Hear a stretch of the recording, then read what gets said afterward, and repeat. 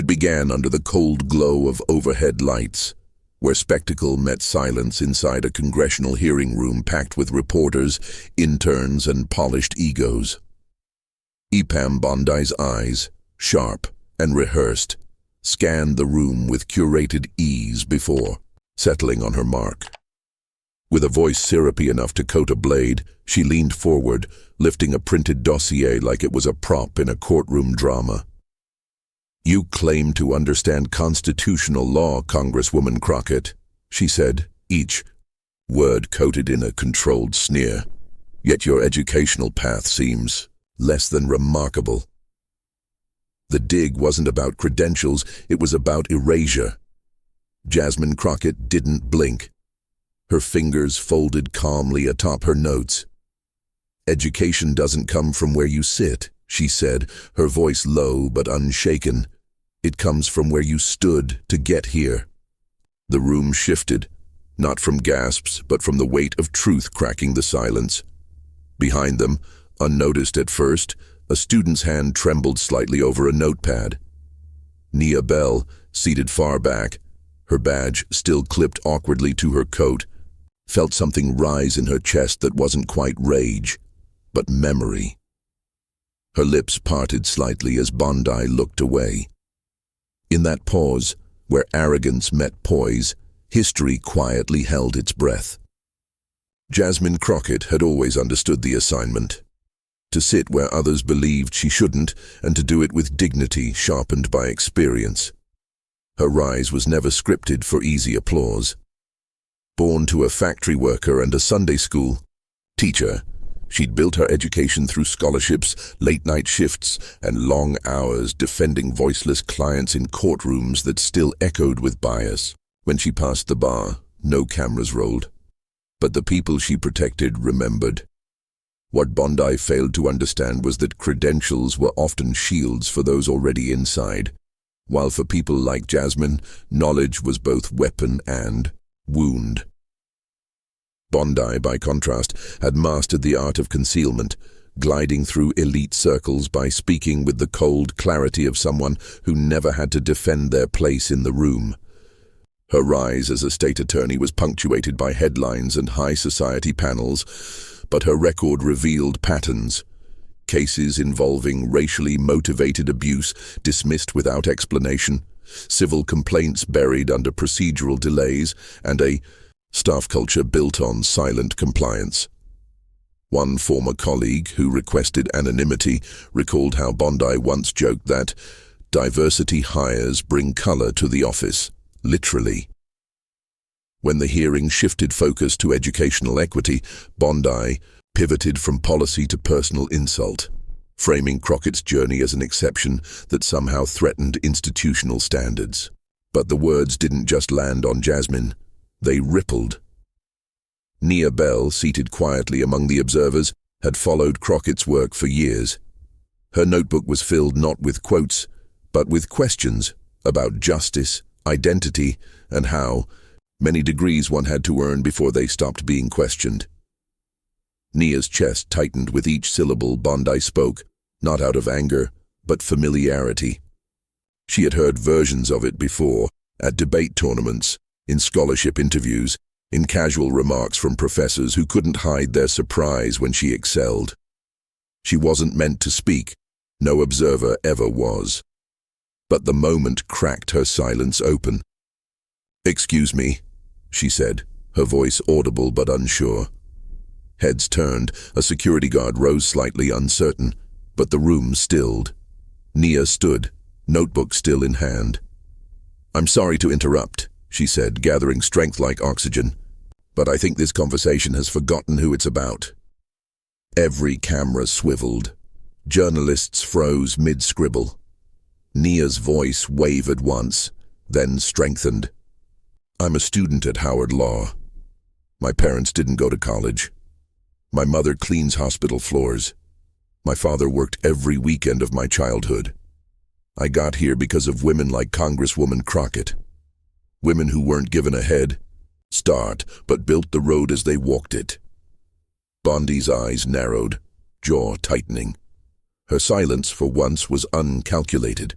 You questioned her qualifications, Nia continued, her fingers gripping the edges of her notebook. But I've watched the policies you've supported. You defunded programs for underprivileged schools. You ignored cases of racial discrimination. And now you use merit as a shield to hide from accountability. The room hung between discomfort and awe. A CNN mic twitched forward slightly. A Republican aide scribbled, then stopped. You see her education as lacking because it doesn't look like yours, Nia said, voice calm now, steady and surgical. But hers was earned. Every page of her transcript has a story behind it. Yours might just have a price tag. Bondi opened her mouth, then paused. Something flickered in her expression, not shock, not guilt, but the unfamiliar sensation of being outmaneuvered without anyone raising their voice. Crockett didn't rush to reclaim the stage. She only turned to Nia, a soft nod bridging decades of struggle. We were taught to over-prepare, Jasmine said, finally breaking the silence, to be twice as qualified, to smile when insulted. But today I don't need to defend myself, because someone else remembered why we're here. Her gaze never shifted from the young woman standing like a question in the middle of the room. You did what we dream our work will inspire. You stood. Around the country within minutes, the clip went viral. Howard student dismantles racial gatekeeping in real time. On social media, professors, students, and attorneys reshared Nia's words with captions like, "That's what representation looks like." Within hours, Bondi's press secretary cancelled her post-hearing interviews, citing a need for strategic recalibration.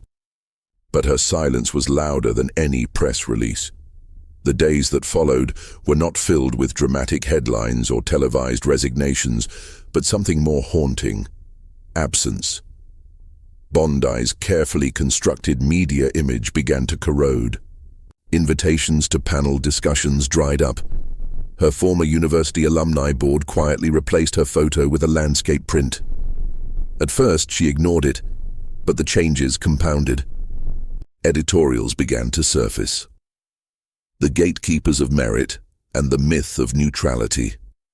Why mocking black excellence isn't just tone-deaf. It's dangerous.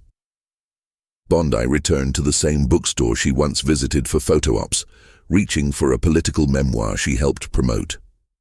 The clerk, a young black man, glanced up and said, "We don't carry that edition anymore."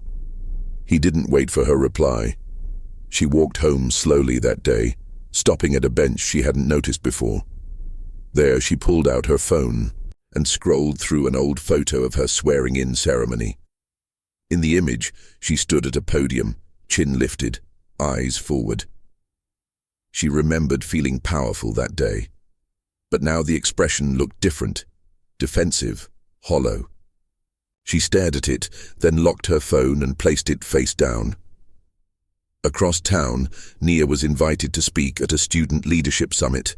Her speech was humble, quiet. "I didn't plan to say anything," she told the audience, but silence felt heavier than fear.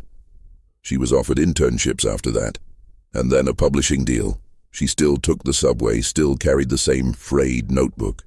When asked in an interview how she found the courage, she simply said, "I saw someone disrespected for walking a road I've been walking my whole life, and I knew if I didn't speak, that silence would own me." Jasmine Crockett continued.